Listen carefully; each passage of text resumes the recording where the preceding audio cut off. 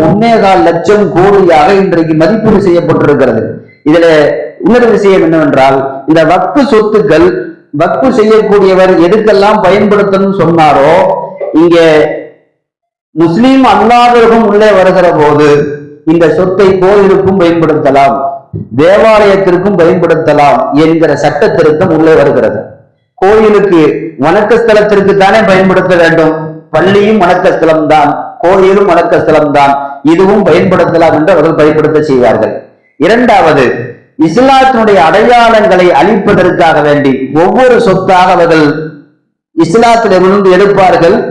நாளை CAA NRC உள்ளிட்ட விஷயங்கள் வருகிற போது முஸ்லிம்களுக்கு உண்டான எந்த ஆவணங்களும் இழப்பட்டாவில் இருக்காது.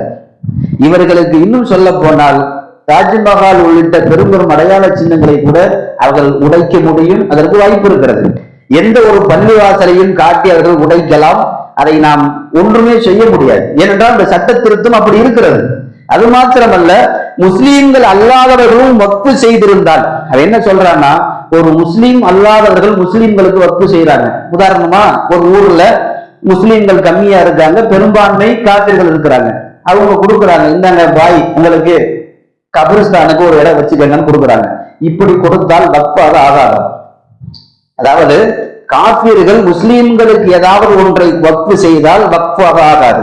அதே நேரத்தில் முஸ்லீம்கள் கோயிலுக்கு வக்ஃபு செய்திருந்தால் அதை பற்றி பேசக்கூடாது என்று அவர்கள் எழுதியிருக்கிறார்கள். அப்போ வக்ஃபினுடைய இந்த சட்டங்களில் உன்னத திருத்தம் இருக்கிறது. என்ன தெரியுமா? வாய்மொழியாக வக்ஃபு செய்தல். மௌத்தா போறப்ப இந்த இடத்த நான் வக்ஃபு செய்யறேன்னு சொல்லிட்டா வக்ஃபாயிரும்.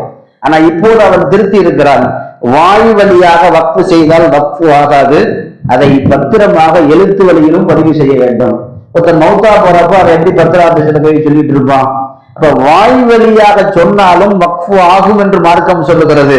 இப்போது திருத்த மசோதாவிலே வாய் வழியாக வருகிற வக்ஃபாக